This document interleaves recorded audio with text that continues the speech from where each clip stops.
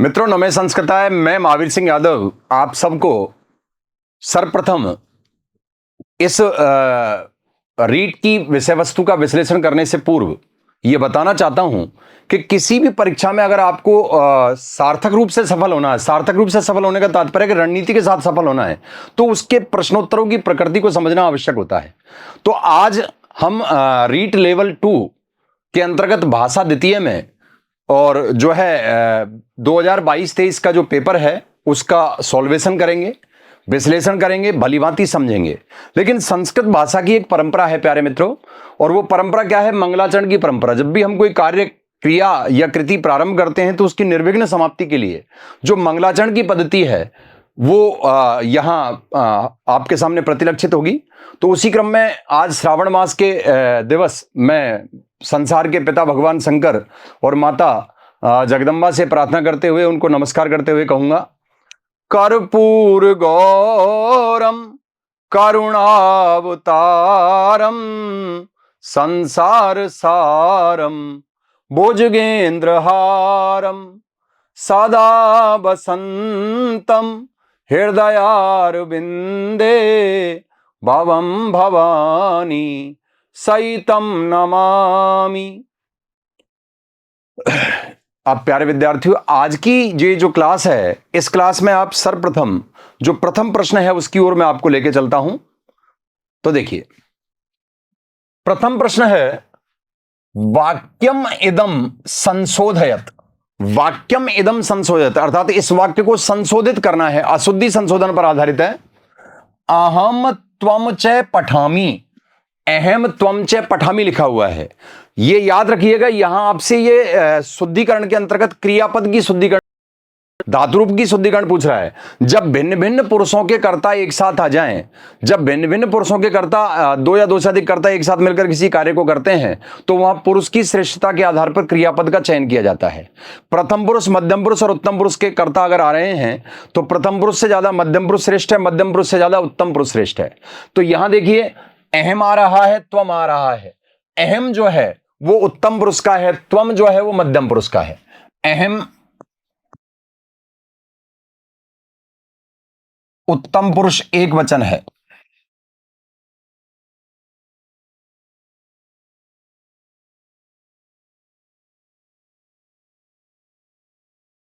अस्मत् शब्द का उत्तम पुरुष एक वचन का रूप है, और जो त्वम है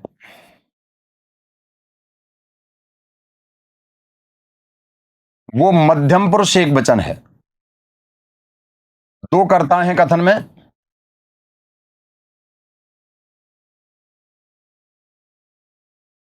देखिए, अब हमें शुद्धिकरण करना है। अहम प्रथम ऑप्शन है, ए ऑप्शन, अहम त्वम च पठते, अहम त्वम च पठते, अहम त्वम च पठावे, अहम त्वम च पठसी। यहां ऑप्शन अगर सेलेक्ट किया जाएगा तो सी ऑप्शन सेलेक्ट किया जाएगा। क्यों? क्योंकि अहम उत्तम पुरुष का है, त्वम मध्यम पुरुष का है, उत्तम पुरुष मध्यम पुरुष से ज्यादा श्रेष्ठ है, और कर्ता कितने हैं? दो। तो क्रियापद उत्तम पुरुष के द्विवचन में चलेगा। उत्तम पुरुष के द्विवचन में चलेगा तो क्या होगा? पठ धातु का रूप चलाएंगे हम लट लकार में, तो पठती पठतः पठंती, पठसी पठतः पठत, पठामी पठावह पठामे। तो यहां पठावे आएगा। क्यों पठावे क्यों आया? जरा देखिए, पठावे क्यों आया? उसका कारण है, पठावे है, पठावे में पठ धातु है, लट लकार है। इन बातों का विशेष ध्यान रखें। उत्तम पुरुष है,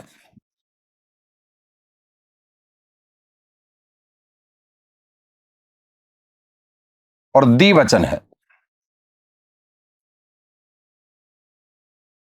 पठ धातु है, लट लकार है, उत्तम पुरुष है और द्विवचन है।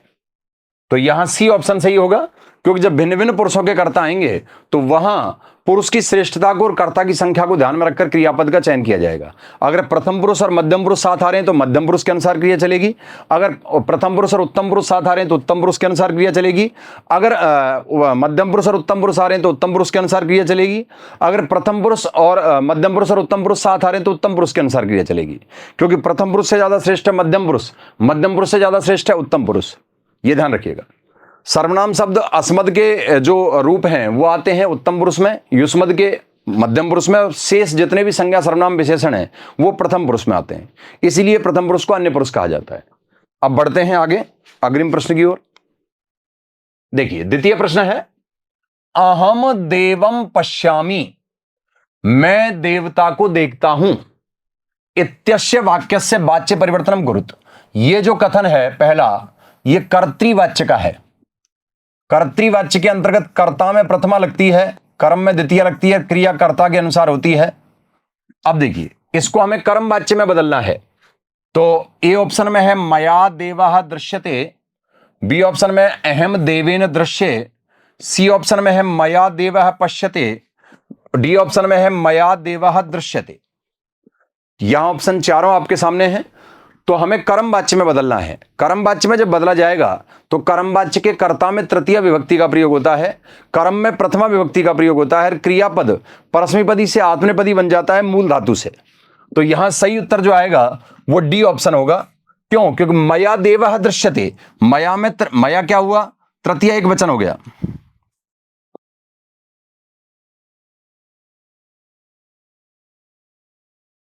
अस्मद शब्द है और तृतीया एक वचन है।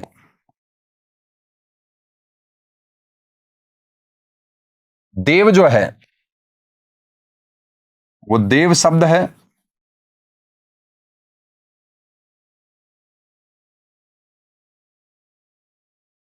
प्रथमा एक वचन है। दृश्यते जो है इसमें दृश्य धातु है, लट लकार है,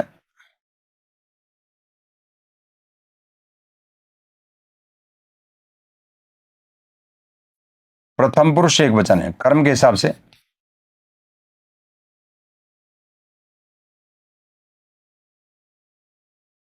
आत्मनेपद संज्ञक रूप बना है, क्योंकि कर्मवाच्य में कोई भी धातु हो वो आत्मनेपद संज्ञक रूप में बन जाती है।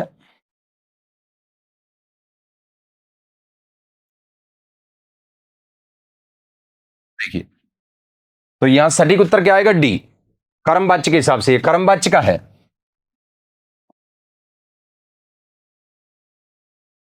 वो कर्तृवाच्य का था, तो कर्तृवाच्य से कर्मवाच्य में बदलवाया है। वाच्य का प्रश्न अवश्य आता है। अब देखिए तृतीय प्रश्न की ओर चलता हूं। शुद्ध वाक्यम अस्ति, शुद्ध वाक्य कौन सा है? त्वम पंच फलानी आनय, त्वम पंचानी फलानी आनय, त्वम पंच फलानी आनयतु, त्वम पंच फलानी आनयामि। देखिए तुम 5 फल लेकर आओ, लोट लकार का सेंटेंस है। आनयतु आनयताम आनयंतु, आनय आनयतम आनयत, आनयानी आनयाव आनयाम, इस तरह से रूप चलता है। त्वम मध्यम पुरुष का एक वचन का करता है तो क्रिया भी मध्यम पुरुष एक वचन की रहेगी। अब यहां देखिए फल शब्द जो है वो फल शब्द नपुंसक लिंग का है। अब नपुंसक लिंग का शब्द है, फल का रूप चलता है फलम फले फलानी। अब कितने हैं? 5, तो 5 फल। अब देखिए 5 फल मंगा रहा है तो कितने फल हो गए? 5 फल हो गए। त्वम पंच फलानी आनय, तुम कितने फल लेकर के आओ? 5। तो यहां क्या जाएगा? फल शब्द का जो रूप है उसके हिसाब से रूप चलेगा। तो पंच शब्द जो है वो बहुवचन में है, तो यहां आ जाएगा आपका त्वम पंच फलानी। पंच फल शब्द के साथ आ गया तो पंच फलानी आनय, तुम 5 फल ले आओ, इस तरह से। अब देखिए अग्रिम प्रश्न है, पंचानी फलानी लगाने की जरूरत नहीं है। क्यों नहीं है? क्योंकि पंच शब्द फल शब्द के साथ आ रहा है, तो सीधा ही पंच शब्द स्वयं बहुवचन में है, तो सीधा ही जो है पंच फलानी हो जाएगा। अब देखिए अग्रिम प्रश्न है चतुर्थ, कविसु कालिदास है श्रेष्ठ है। कवियों में कालिदास श्रेष्ठ है। किन में श्रेष्ठ है? कवियों में कालिदास श्रेष्ठ है। तो रेखांकित पद है कविसु, इसका आधार बना करके रेखांकित पद के आधार पर प्रश्न निर्माण करना है। हमेशा प्रश्न निर्माण करते समय ध्यान रखिएगा कि जिस विभक्ति का जो है उत्तरवाचक शब्द है उसी विभक्ति का प्रश्नवाचक शब्द उसके सामने आएगा। तो यहां आएगा पहला ऑप्शन है के कालिदास है श्रेष्ठ है, केशु कालिदास है श्रेष्ठ है, केशु कालिदासः श्रेष्ठ है, कासु कालिदासः श्रेष्ठ है। तो यहां वर्तनी की शुद्धता भी देखनी है, तो एकदम सटीक उत्तर है बी, केशु कालिदास श्रेष्ठ है। किम शब्द का जब हम पुल्लिंग में रूप चलाएंगे और सप्तमी बहुवचन में चलेगा तो केशु बनेगा। वहां लिखा हुआ था कबीसु, तो यहां क्या आ जाएगा, केशु। कालिदास से श्रेष्ठ है, कालिदास किन में श्रेष्ठ है, तो यहां आ जाएगा बी ऑप्शन। अब देखिए अग्रिम प्रश्न है, पंचम प्रश्न है, उद्यमेन ही सिद्ध्यंति ने मनोरथी। ये सूक्ति का रिक्त स्थान दिया है। सूक्ति क्या है, सम्यक उक्ति थी सूक्ति, जो भलीभांति सोच समझकर कहा गया प्रेरणास्पद कथन है उसको प्यारे मित्रों सूक्ति कहते हैं।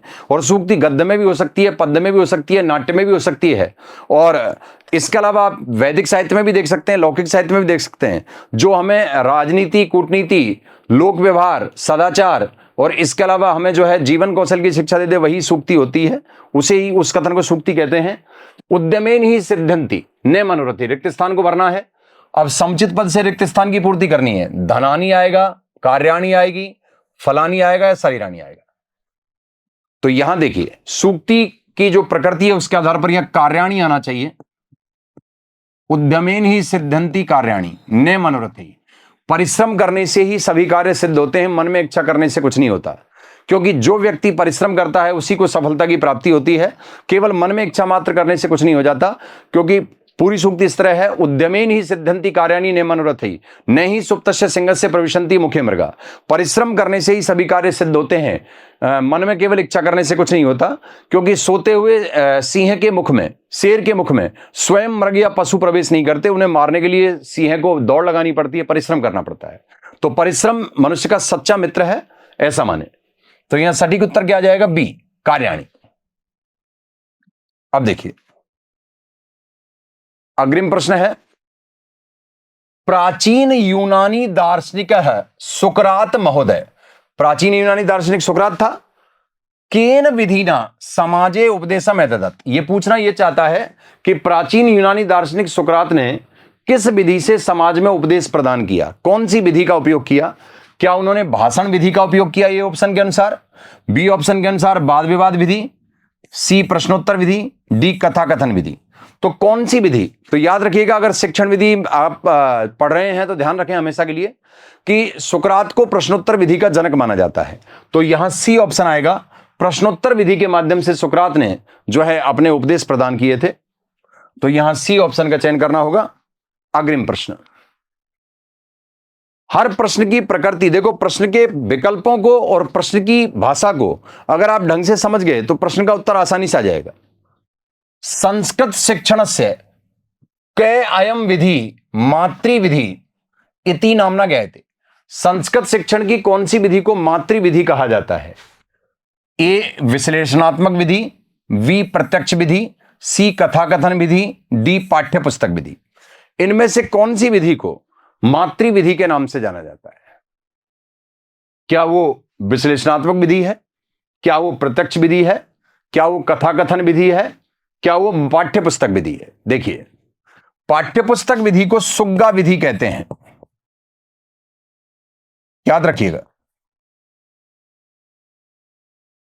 ये गद्य पद्य नाट्य व्याकरण अनुवाद पंचविध शिक्षण में सहायक होती है। कथाकथन विधि को प्रसंग विधि भी कहते हैं।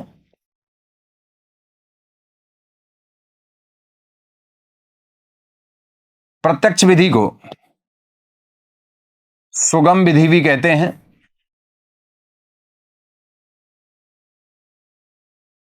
विश्लेषण विधि को खंड विधि भी कहते हैं। यह ध्यान रखिए। अब यह पूछ रहा है कि किस विधि को मातृ विधि कहते हैं, मतलब बचपन से जिस विधि में हम पढ़ना सीख के आते हैं वो क्या है, कथाकथन विधि। C option. हम दादी से, नानी से, मौसी से कथाएं सुनते थे, प्रसंग सुनते थे और उनके आधार पर जो है हम कहते थे, उनसे जिद करते थे कि हमें कोई कथा सुनाओ। तो फिर होता क्या था कि इस विधि में वक्ता रहता सक्रिय, श्रोता रहता निष्क्रिय। मातृविधि प्रत्यक्ष विधि को नहीं कह सकते, क्योंकि प्रत्यक्ष विधि में मातृविधि मातृभाषा के शब्दों के प्रयोग की वर्जना रहती है। भाषा को भाषा माध्यम में पढ़ाया जाता है। हिंदी है तो हिंदी माध्यम में, अंग्रेजी है तो अंग्रेजी माध्यम में, संस्कृत है तो संस्कृत माध्यम में पढ़ाई जाएगी। वहां मातृभाषा के शब्दों का प्रयोग वर्जित रहता है, ध्यान रखिएगा। तो क्या होगा, कथाकथन विधि। अब देखिए आगे बढ़ते हैं।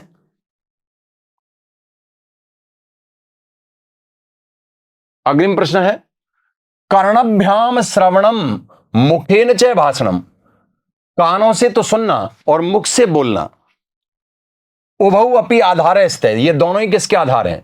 संस्कृत गद्य शिक्षण के, संस्कृत पद्य शिक्षण के, संस्कृत अनुवाद शिक्षण के, संस्कृत भाषा शिक्षण के। कर्णों से सुनना और मुख से बोलना, ये किस में आते हैं?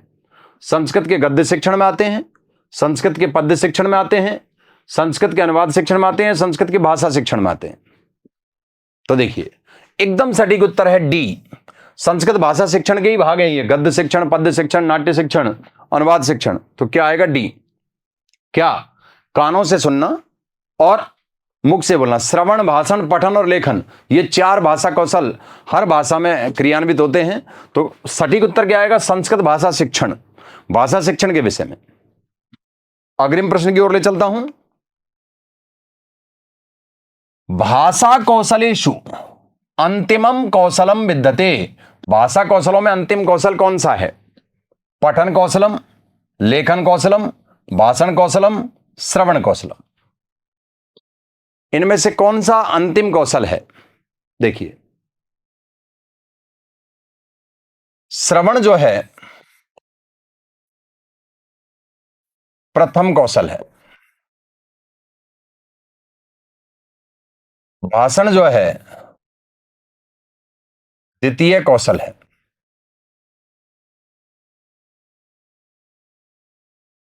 लेखन जो है चतुर्थ अथवा अंतिम कौशल है।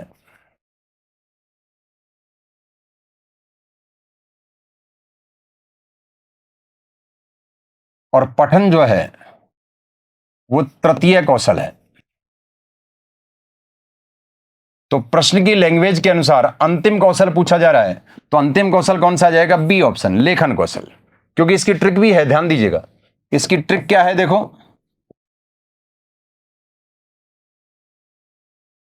श्रभापले, श्रय फॉर श्रवण, फॉर भाषण, पे फॉर पठन, ले फॉर लेखन। तो क्रम क्या रहा? श्रवण, भाषण, पठन और लेखन। तो सबसे अंत में कौशल कौन सा है? लेखन कौशल। इसको आप अंग्रेजी में LSRW भी कह सकते हो, LSRW, listening, speaking, reading and writing. ये ध्यान रखिएगा। तो जब आप रीट पात्रता परीक्षा के लिए तैयारी करते हैं तो वहां शिक्षण विधि का, सूक्ति का, छंद का, अलंकार का, व्याकरण का विशेष महत्व रहता है। व्याकरण के हर बिंदु पर आपकी पकड़ होनी चाहिए। और शिक्षण विधि की जो है प्रकृति का और शिक्षण विधियों की गुण दोषों का भी आपको पता होना चाहिए। अब देखिए बढ़ता हूं आगे। हर चीज आपको 0 लेवल से पढ़ने को मिलेगी, समझने को मिलेगी। हर प्रश्न की प्रकृति का परिचय मिलेगा, विश्लेषण मिलेगा ऑप्शंस का। तो आप धीरे धीरे सीख जाओगे, समझ जाओगे, क्योंकि डर के आगे ही जीत है। अब देखिए अग्रिम प्रश्न है, संस्कृत अध्यापनस्य दृश्य साधनेषु सर्वोत्तमम साधनम विद्यते। संस्कृत अध्यापन के दृश्य साधनों में सर्वोत्तम साधन कौन सा है? श्याम फलक, संगणक, चित्र, आकाशवाणी। इनमें से कौन सा साधन जो है संस्कृत का दृश्य साधनों में, देखने योग्य साधनों में सर्वोत्तम है? तो देखिए सटीक उत्तर आएगा ए, श्याम फलक। इसको हम श्याम पट्ट भी कह सकते हैं।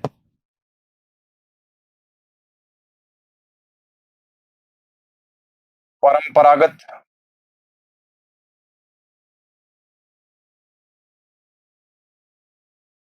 दृश्योपकरण, परंपरागत दृश्योपकरण है ये। संगणक, संगणक का मतलब है कंप्यूटर।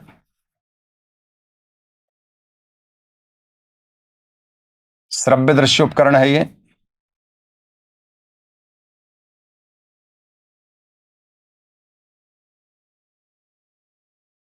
चित्र दृश्योपकरण है। विद्यार्थी का मित्र श्यामपट्ट या श्याम फलक को कहा जाता है, जो, सॉरी, विद्यार्थी का नहीं, शिक्षक का। शिक्षक का परम मित्र माना जाता है श्यामफलक या श्यामपट्ट को, क्योंकि कोई भी अध्यापक जितना अधिक श्यामपट्ट का श्यामफलक का सटीक प्रयोग करता है उतना ही शिक्षण प्रभावी होता चला जाता है। आकाशवाणी श्रव्य नवीन श्रव्य उपकरण है।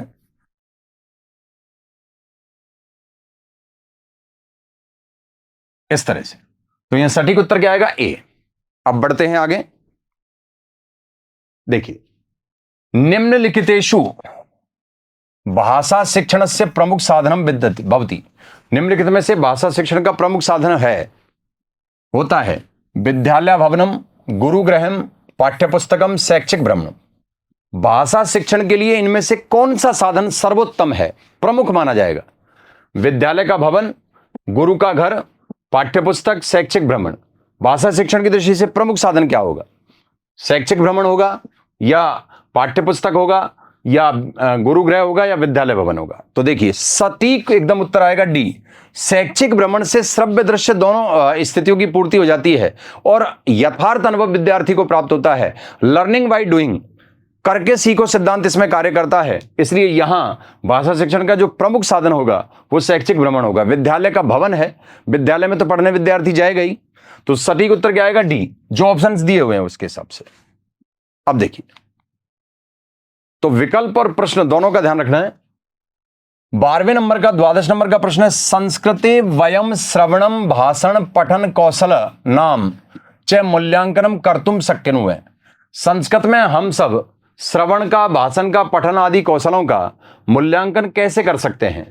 मौखिक परीक्षा से कर सकते हैं, लिखित परीक्षा से कर सकते हैं, निबंधात्मक परीक्षा से कर सकते हैं, सलाह का परीक्षा से कर सकते हैं।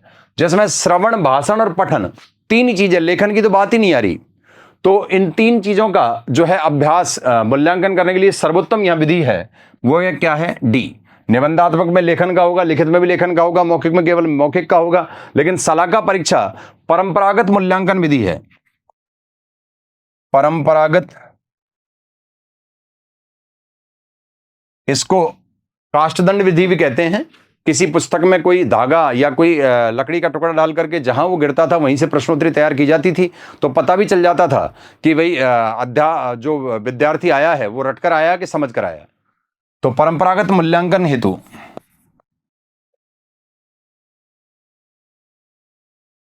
परंपरागत मूल्यांकन की सर्वश्रेष्ठ विधि है। और इसमें लेखन का काम नहीं है, श्रवण भी है, भाषण भी है और पठन भी है, तीन ही काम होंगे।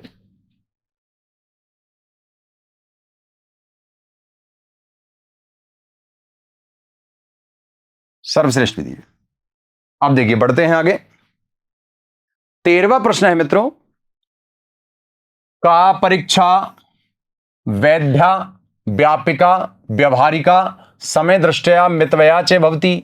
ऐसी कौन सी परीक्षा है जिसमें समय भी कम लगता है, जो वैद्य अर्थात ऑथेंटिक भी है, व्यापक भी है और व्यवहारिक भी है? तो क्या वो सलाह का परीक्षा है, क्या वो भाषण परीक्षा है, क्या वो वस्तुनिष्ठ परीक्षा है, क्या वो वर्णनात्मक परीक्षा है? तो देखिए, एकदम सटीक उत्तर यहां बैठा है आपके सामने, और वो क्या है? सी ऑप्शन में, वस्तुनिष्ठ परीक्षा। इसमें निश्चित उत्तरात्मक,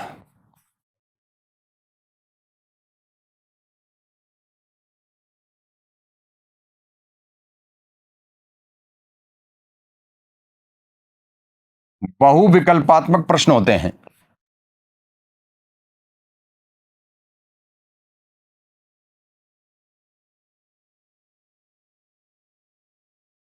निश्चित उत्तरात्मक बहुविकल्पात्मक प्रश्न होते हैं, यह ध्यान रखिएगा। इसलिए वस्तुनिष्ठ परीक्षा वैध भी है, व्यापक भी है, व्यवहारिक भी है और समय की दृष्टि से मितव्ययी भी है। अब देखिए अग्रिम प्रश्न, पूर्णतया छात्र व्यक्तित्व मापयितुम शक्यते। पूर्णतः छात्र के व्यक्तित्व का मापन किया जा सकता है दर्शन से, मूल्यांकन से, भाषण से या कथा कथन से। तो यहां आपका ऑप्शन इंगित कर रहा है उत्तर की ओर। छात्र का जो व्यक्तित्व है, पर्सनैलिटी है, वैसे तो एजुकेशन का यह सिद्धांत है, all round development of the human personality is the goal of education. शिक्षा का सर्वश्रेष्ठ उद्देश्य है मानव व्यक्तित्व का सर्वांगीण विकास करना। लेकिन मानव व्यक्तित्व का जब हम मापन करेंगे तो क्या काम करेगा? इनमें से क्या दर्शन से हो जाएगा उसका मापन, क्या मूल्यांकन से होगा, भाषण से होगा, कथाकथन से? तो सटीक उत्तर है बी, मूल्यांकन से। उपलब्धि परीक्षण,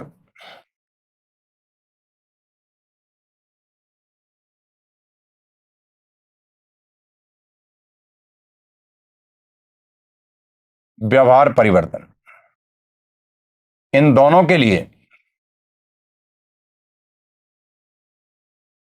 मूल्यांकन का होना जरूरी है, ये मापन करेगा इनका, तो ये ध्यान रखिएगा। अब देखिए अग्रिम प्रश्न है, उदाहरणानि प्रस्तुय ततः नियम निर्धारणम, उदाहरणों को प्रस्तुत करके नियम देना, ये किस विधि में है? आगमन विधि में, निगमन विधि में, व्याकरण में, परीक्षण में? तो आपको बताना है कि किस विधि में पहले उदाहरण दिए जाते हैं, बाद में नियम प्रस्तुत किए जाते हैं। तो एकदम सटीक उत्तर है ए, आगमन। ये होती है उदाहरण से नियम की ओर।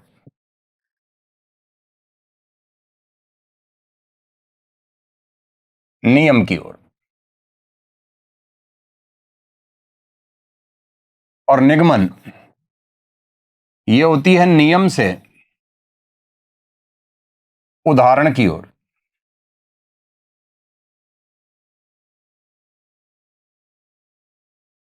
और व्याकरण में क्या होता है? नियम स्मरण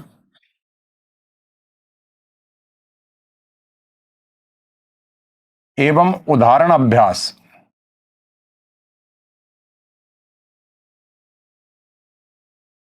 नियमों का स्मरण होगा, उदाहरणों का अभ्यास होगा। परीक्षण में क्या होता है?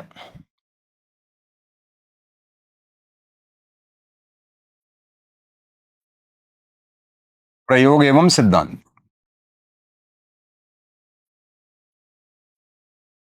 चयन।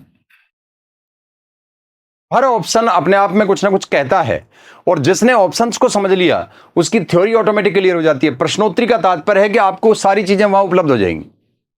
अब देखिए अग्रिम प्रश्न की ओर बढ़ता हूं। यहां आपके सामने एक अपठित गद्यांश है, अनसीन पैसेज है, और अनसीन पैसेज में जब क्वेश्चन आप सॉल्व करें तो ध्यान रखिएगा, प्रश्न की लैंग्वेज के शब्द ज्यादा जहां मिल रहे हैं वहीं उसका उत्तर कहीं ना कहीं छुपा रहता है। तो क्या है? निम्नलिखित अपठित गद्यांशम आधारीकृत्य है।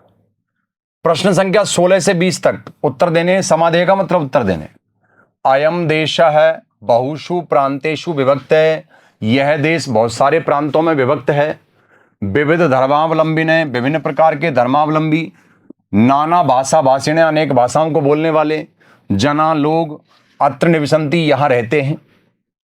शौर्य युक्ता भारतीय स्वदेशम प्रति समर्पिता संति, शौर्य से युक्त, पराक्रम से युक्त भारतीय अपने देश के प्रति समर्पित हैं।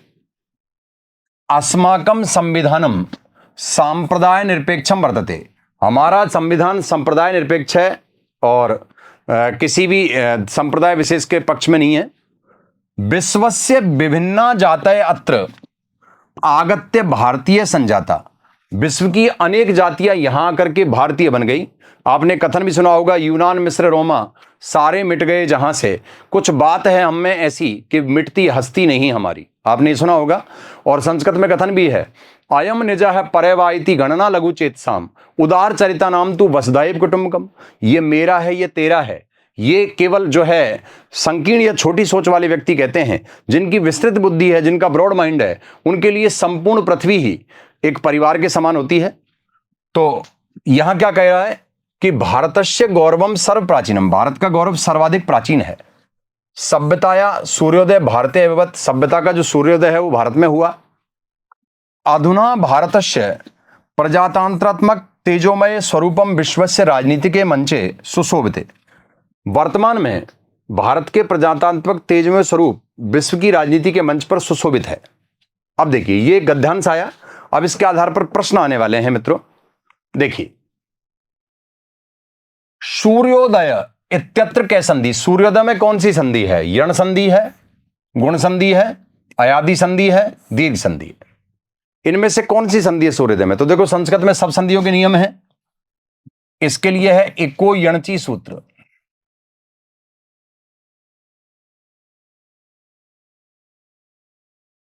गुण संधि का सूत्र है आद गुणः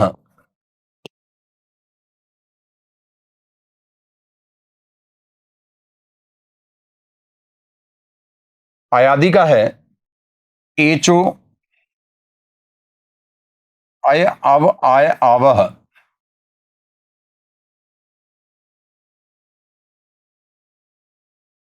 दीर्घ संधि का सूत्र है अकह सवर्णे दीर्घ।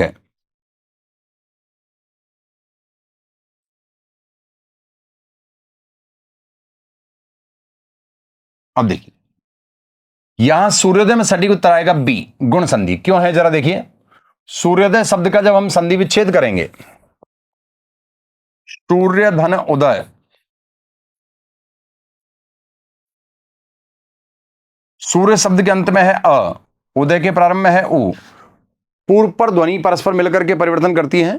संधि विच्छेद से दो खंड प्राप्त होंगे, प्रथम खंड की अंतिम ध्वनि को पूर्व कहा जाता है और द्वितीय खंड की प्रथम ध्वनि को पर कहा जाता है।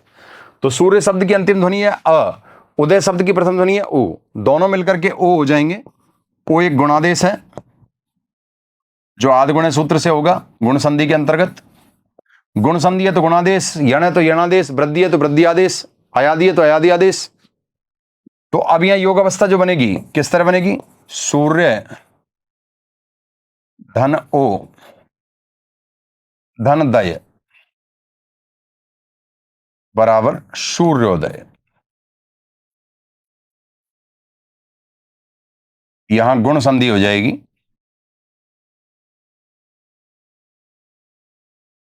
इस तरह से। अब देखिए अग्रिम प्रश्न है संजाता इत्यत्र उपसर्ग अस्ति। संजाता में उपसर्ग कौन सा है, सम सह सन शय। उपसर्गा क्रियायोग के सूत्र के अनुसार उपसर्ग वही है जो धातु के प्रारंभ में जोड़ा जाए। तुमने एक डायलॉग सुना होगा, दुल्हन वही जो पिया मन भाए और उपसर्ग वही जो धातु के प्रारंभ में जोड़ा जाए। कोई स्त्री कितने भी अपने मन में जो है ऐश्वर्या राय बन ले, लेकिन अगर वो पति या प्रेमी को पसंद नहीं आ रही तो उसके सौंदर्य का कोई लाभ नहीं होता। तो वही बात यहां है, कितना ही हम उपसर्ग उपसर्ग चिल्ला लें, लेकिन जब तक कोई पूर्व योजक कोई उपसर्ग धातु के प्रारंभ में, धातु रूप के प्रारंभ में, धातु निर्मित पद के प्रारंभ में नहीं जुड़ेगा, तब तक उसे उपसर्ग माना नहीं जाएगा। तो उपसर्ग हमेशा धातु के प्रारंभ में जुड़ते हैं। तो संजाता, अब देखिए यहां सटीक उत्तर आएगा ए। क्यों, देखिए संजाता शब्द दो तरह से लिखा जाता है। इस तरह से लिखेंगे तो इसका विच्छेद होगा समधन जाता और अनुस्वार संधि पाई जाएगी इसमें मुंह अनुस्वार सूत्र से। और इस तरह से लिखेंगे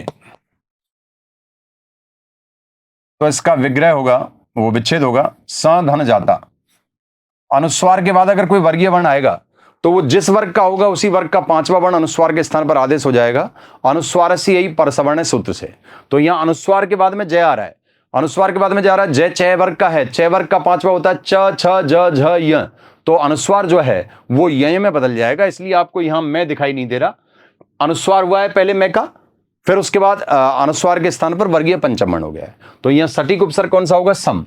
इसमें संधि भी पूछ लिया उसने, संधि के ज्ञान के आधार पर, इसको अप्लाइड क्वेश्चन कह सकते हो आप। संधि के ज्ञान के आधार पर उसने क्वेश्चन पूछा है कि उपसर्ग क्या है। संधि में, समास में, उपसर्ग में, प्रत्यय में सीधा सा फॉर्मूला, जोड़ा हुआ आ जाए तो तोड़ दो और तोड़ा हुआ आ जाए तो जोड़ दो, ये ध्यान रखने का। विश्लेषण और संश्लेषण का बड़ा महत्व है इन चारों टॉपिकों में। अब देखिए बढ़ते हैं आगे। आगत्य इत्यत्र प्रत्यय विद्यते। आगत्य में कौन सा प्रत्यय है, यत है, यत में भी यह शेष रहता है। ण्यत है, ण्यत में भी यह शेष रहता है। ल्यप है, ल्यप में भी यह शेष रहता है। कत्वा, इसमें त्वा शेष रहता है। अब विद्यार्थी के सामने बड़ा कंफ्यूजन पैदा हो जाता है, सब में यह शेष रह रहा है इनमें, तो ये तीन में तो लगाएं कौन सा। तो सीधा सा फॉर्मूला है, जब कोई उपसर्ग आगे लगा हो और पीछे यह हो तो ध्यान रखिएगा वहां ल्यप प्रत्यय माना जाता है। तो सटीक उत्तर क्या होगा, सी ल्यप। इसका विश्लेषण करेंगे तो आधन गमधन ल्यप आगत्य बनेगा। कम धातु के साथ में जब ल्यप प्रत्यय जोड़ा जाता है और आ उपसर्ग आगे जोड़ दिया जाता है तो ल्यप प्रत्यय का विशेष तो यह रहता है, क्योंकि इत्संज्ञा अनुबंध रूप के बाद में यह शेष रहेगा, और यह शेष रहेगा तो मैं जो है उसके स्थान पर तुक का आगम हो जाता है, इसलिए आगत्य बनेगा। आगत्य का मतलब है आकर, भूतकालिक अर्थ देता है ये। अब आगे देखो, यत और ण्यत जो है कृत्य प्रत्यय है, योग्य चाहिए अर्थ का बोध कराते हैं, तो यहां ल्यप आएगा क्योंकि आगे उपसर्ग आ रहा है। अग्रिम प्रश्न है अस्माकम इत्यत्र का विभक्ति। अस्माकम में कौन सी विभक्ति है? तृतीया है, चतुर्थी है, सप्तमी है या षष्ठी है? आपसे विभक्ति पूछा जा रहा है। शब्द रूप पर भी प्रश्न आता है, धातु रूप पर भी प्रश्न आता है। शब्द रूप को सुबंत पद कहते हैं, धातु रूप को तिङंत पद कहते हैं, धातु रूप को क्रियापद भी कहा जाता है। अस्माकम में विभक्ति पूछ रहा है हमसे। देखिए यहां सटीक उत्तर आएगा डी। अस्माकम का हम विश्लेषण करें,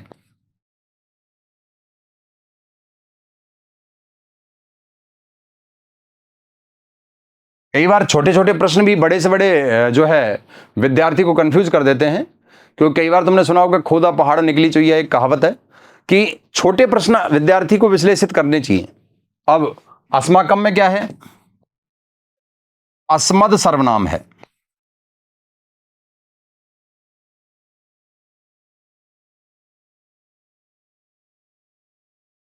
षष्ठी विभक्ति है,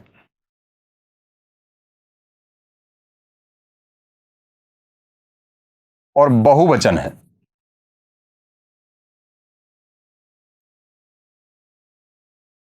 अस्मद सर्वनाम है, षष्ठी विभक्ति और बहुवचन है, तो यहां विभक्ति कौन सी पूछी जाएगी? षष्ठी, अस्माकम में। अब देखिए आगे बढ़ता हूं अग्रिम प्रश्न की ओर। भारतस्य गौरवम सर्व प्राचीनम वर्तते।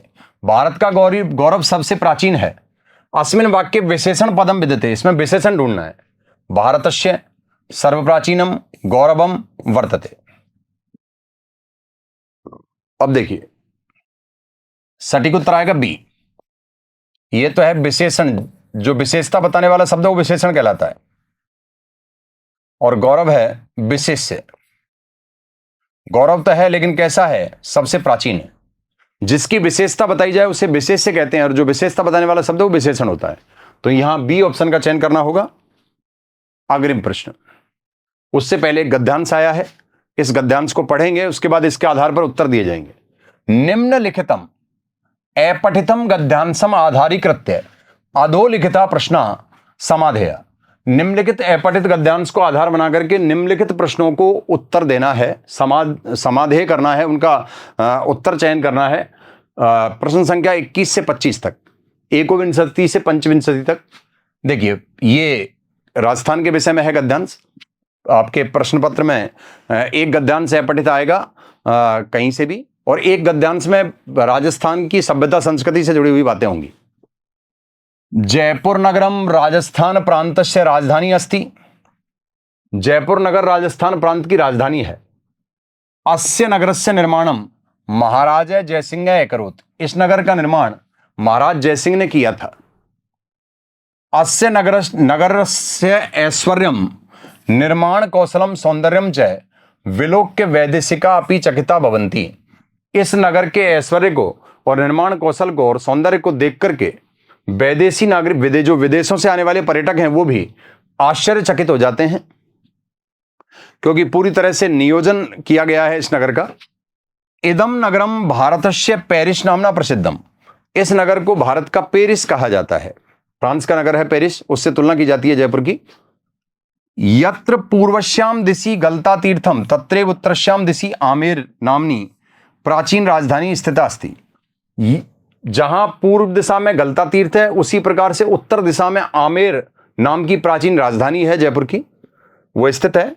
सदैव अत्र पर्यटका समागच्छन्ति। हमेशा यहां पर्यटक आते रहते हैं, बाहर से घूमने वाले व्यक्ति आते रहते हैं। अब देखिए इसके आधार पर हमें प्रश्नों के उत्तर देने हैं। तो देखिए अग्रिम प्रश्न है 21वें नंबर का। महाराज इत्यत्र क्या समास है? महाराज में कौन सा समास है? द्वंद्व, अव्ययी भाव है, कर्मधारय, दिगु। देखिए इनके सभी के सूत्र हैं। चय अर्थे द्वंद्व,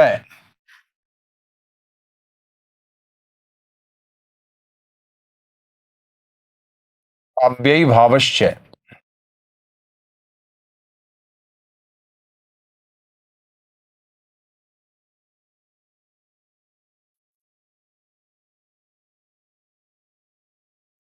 विशेषण विशेष या उपमान उपमेय का भाव है तो कर्मधारय रहेगा। संख्या पूर्वो दिगु।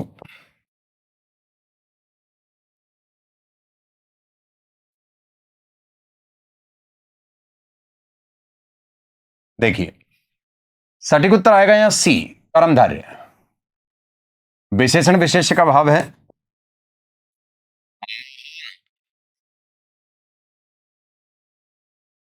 चयाशौ राजा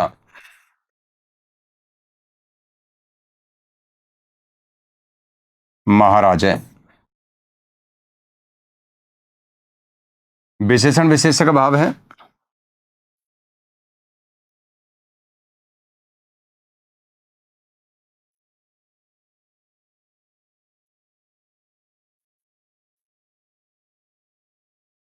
आश्रित, कर्मधारय है। राजा तो है लेकिन कैसा है, महान है, इसलिए यहां कर्मधारय होगा। अग्रिम प्रश्न की ओर ले चलता हूं। 22वां प्रश्न, सदैव इत्यत्र संधि विच्छेद विद्यते। सदैव में संधि विच्छेद क्या होगा? सदा धन एव होगा, सदधन एव होगा, सदे धन एव होगा, सदधन आइब होगा। सदैव का संधि विच्छेद करना है। संधि विच्छेद करते समय सार्थकता और वर्तनी की शुद्धता का ध्यान रखना चाहिए। एकदम सटीक उत्तर आएगा ए, सदाधन एव। आधन ए बराबर आई हो जाएगा, वृद्धि आदेश होगा। तो सदैव जो है वो वृद्धि संधि युक्त है, वृद्धि रेची सूत्र से।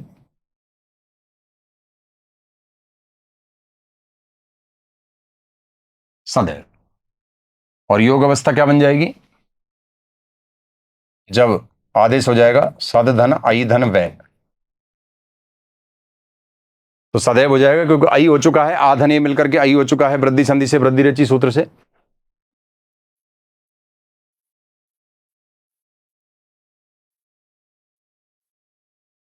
वृद्धि रेची सूत्र है। अब देखिए, अगर जीरो से हीरो का रास्ता तय करना है तो आपको प्रश्न के ऑप्शंस पर ध्यान देना है, उत्तर पर टिक नहीं करना है कि उत्तर टिक कर दिया। ये ध्यान रखें कि प्रश्न का ऑप्शन क्यों आया है, क्यों सही है, क्यों गलत है, ये ध्यान रखें। अगला प्रश्न है,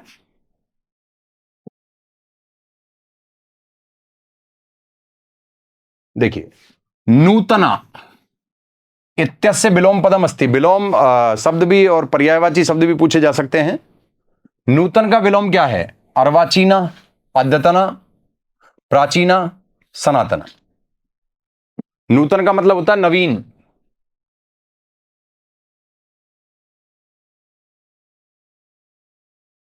अर्वाचीन, अर्वाचीन का मतलब है आधुनिक।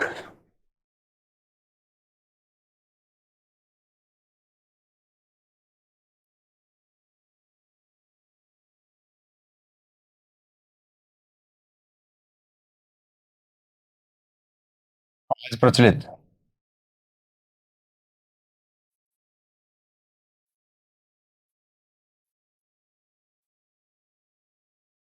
नित्य भावी, प्राचीन, पुरातन।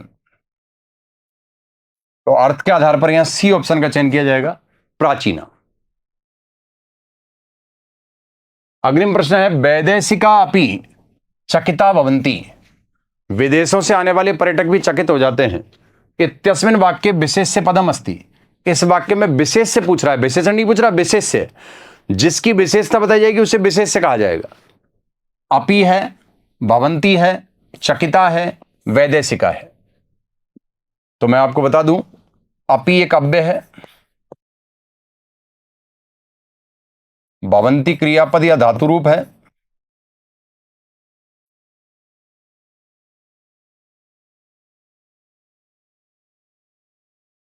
चकिता विशेषण है, और वैदेशिका विशेष्य है। वैदेशिक तो हैं, विदेश से आने वाले पर्यटक तो हैं, लेकिन कैसे हैं? चकित हैं। चकित का मतलब आश्चर्यचकित। तो चकित हो गया है विशेषण, और वैदेशिक हो जाएगा विशेष्य। विशेषता किसकी बताई जा रही है? विदेशों से आने वाले पर्यटकों की। तो डी ऑप्शन का चयन होगा। अग्रिम प्रश्न, अस्य नगरस्य निर्माणम महाराज जयसिंह है अकरोत्। इस नगर का निर्माण महाराज जयसिंह ने किया था। यहां रेखांकित जो पद है एकरुत, उसमें कौन सा लकार है? लिरट लकार है, लंग लकार है, लोट लकार है, लट लकार है। लिरट लकार का मतलब है भविष्य काल।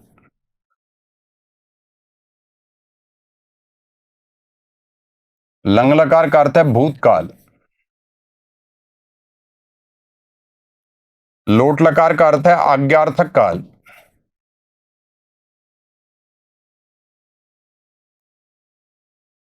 लट लकार का अर्थ है वर्तमान काल। सटीक उत्तर आएगा बी, लंग लकार, भूतकाल। क्यों? देखिए, एकरोत का हम अगर विश्लेषण करें तो क्री धातु है इसमें, वैसे डूकरें होती है, उसका विशेष क्री होता है। लंग लकार है,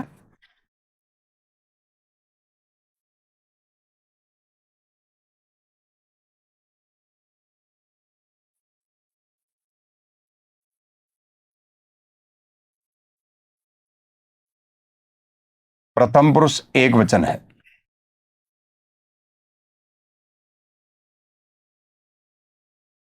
क्री धातु है, लंग लकार है, प्रथम पुरुष है, एक वचन है, ये ध्यान दीजिएगा। तो यहां लंग लकार आएगा। 26वें प्रश्न की ओर ले चलता हूं। संस्कृत में कहे तो षड्विंशति। माता भोजनम पचती, माता भोजन को पकाती है। अब ये लटलकार का सेंटेंस है। ये सेंटेंस किसका है? लटलकार, वर्तमान काल का। अब इसको ये बदलना किस में चाह रहा है? लिरट लकार में। लिरट लकार का मतलब भविष्य काल।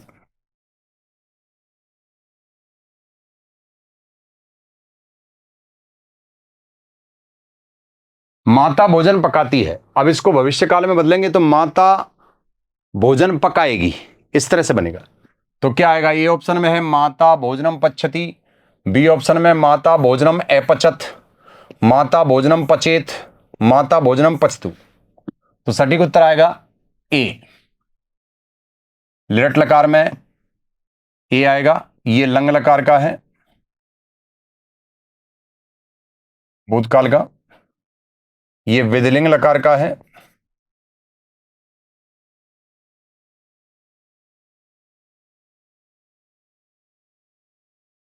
ये लोट लकार का है। अर्थ इस तरह बदलेगा इनका सबका। पच धातु का जब पच धातु का जब लिट लकार भविष्यकाल में रूप चलाएंगे तो एक नियम है जच कश छह, जो जचा करके कश लेगा उसके छह हो जाएगी। मतलब जिस धातु के अंत में जय च कैसे आ रहा है उसके स्थान पर छह कर दिया जाएगा। तो पच धातु के अंत में छह आ रहा है तो बनेगा पच्छति पच्छत है पच्छन्ति, पच्छसी पच्छत है पच्छत, पच्छामी पच्छावे पच्छामे। तो यहां सटीक उत्तर क्या आ जाएगा? ए, माता भोजन पकाएगी। बी ऑप्शन में माता ने भोजन पकाया। सी ऑप्शन में माता को भोजन पकाना चाहिए।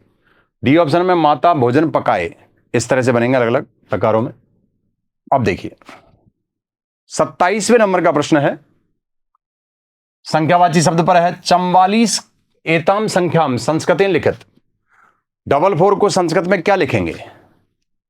चतुश्चत्वारिंशत् लिखेंगे, चतुश्चत्वारिंशत् लिखेंगे, चत्वारिंशत् लिखेंगे, चतुर्चत्वारिंशत् लिखेंगे।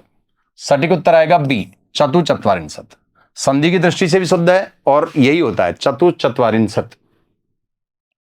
विसर्ग पहले दंत से में जाएगा, दंत से तालव्य से में चला जाएगा संधि के नियम अनुसार। अब देखिए अग्रिम प्रश्न है 28वें नंबर का। माहेश्वर सूत्रेषु एच प्रत्याहारस्य उचित क्रम है वर्तते। 14 माहेश्वर सूत्र है। आई उण रीलरक है, एओ अंग अयोच है, हयवरट लण यमंगनम झबिय गढ़दस जब गढ़दस खप छट चढ़तप कपिय ससर हल। ये 14 माहेश्वर सूत्र हैं। उनके आधार पर वर्णों का संक्षेपण करने के लिए प्रत्याहार बनाए जाते हैं। तो उनमें से एक प्रत्याहार है एच। एच प्रत्याहार में वर्णों का सही क्रम क्या है? ए ओ आई औ, ए आई ओ औ, ए ओ औ ए आई, ए औ आई ओ। तो देखिए सटीक उत्तर आएगा ए। एच प्रत्याहार में ए ओ आई औ, ये क्रम रहता है। 29वें नंबर के प्रश्न की ओर ले चलता हूं आपको। अग्रिम प्रश्न है, संस्कृतेन अनुवादम करो, संस्कृत में अनुवाद करो। पुत्र पिता के साथ मंदिर में गया, भूतकाल है। लंग लकार है। और जाने के लिए गम धातु होती है, गम धातु का रूप लंग लकार में चलाएंगे तो एगच्छत एगच्छताम एगच्छन, एगच्छ एगच्छतम एगच्छत एगच्छम एगच्छाव एगच्छाम। तो पुत्र है पित्रेण सह मंदिरम एगच्छत, पुत्र है पित्रा सह मंदिरम एगच्छत, पुत्र है पित्रा साकम मंदिरे एगच्छ, पुत्र है पित्रा सह मंदिरम गमिष्यति। सटीक उत्तर आएगा बी, पुत्र पिता के साथ। पितृ शब्द का रूप जब तृतीय एकवचन में चलाएंगे तो पित्रा बनेगा, और सह साकम सार्धम सम के योग में तृतीय विभक्ति का प्रयोग होता है। याद रखिएगा, सहयुक्त अप्रधान सूत्र है, जिसके साथ भी कोई क्रिया की जाएगी उसे अप्रधान कर्ता माना जाएगा और उसमें तृतीय विभक्ति लगाई जाएगी। तो यहां सटीक उत्तर क्या आ जाएगा? बी। जहां गया है उसके लिए एगच्छत हो गया, और इसके अलावा जो है सह के साथ में तृतीय लगेगी तो पितृ शब्द की तृतीय पित्रा बनती है। अंतिम प्रश्न है 30वें नंबर का, संस्कृतेन अनुवादम करो, संस्कृत में अनुवाद करो। राजा राज्य की रक्षा करेगा, अब करेगा भविष्य काल है,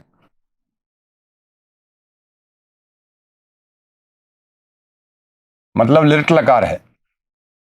अनुवाद करते समय सबसे पहले लकार देखिए। अब क्री धातु है करने के लिए, क्री धातु का रूप लिट लकार में चलेंगे तो करिष्यति करिष्यत है करिष्यन्ति, करिष्यसि करिष्यत है करिष्यत, करिष्यामि करिष्यावे करिष्यावे, करिष्यामि करिष्यावे करिष्यावे, करिष्यति करिष्यत है करिष्यन्ति, करिष्यसि करिष्यत है करिष्यत, करिष्यामि करिष्यावः करिष्यामः, ऐसे बनेगा।